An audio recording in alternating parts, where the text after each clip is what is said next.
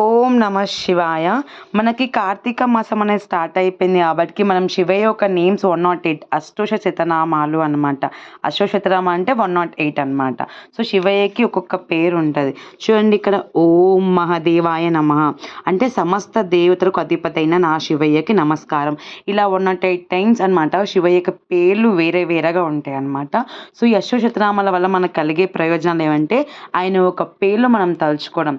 ఓం నమ శివాయ, ఓం అరుణాచలేశ్వర ఎట్లా అంటాము అభిషేకం టైంలో కానీ, అండ్ తర్వాత అభిషేకం అంతా అయిపోయినాక మనం ఇలా బియ్యం పసుపు కుంకుమ బియ్యం ఇలా వెళ్తున్నప్పుడు కానీ ఇది చేసుకోవడం మంచిది అన్నమాట ఈ కార్తీక మాసంలో.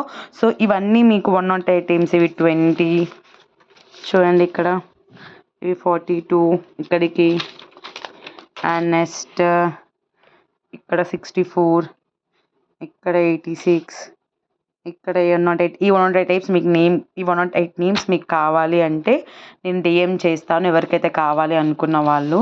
అండ్ అశ్వత్థనామాలతో మనం పూజిస్తే ఇంకా చాలా మంచిది మనకి.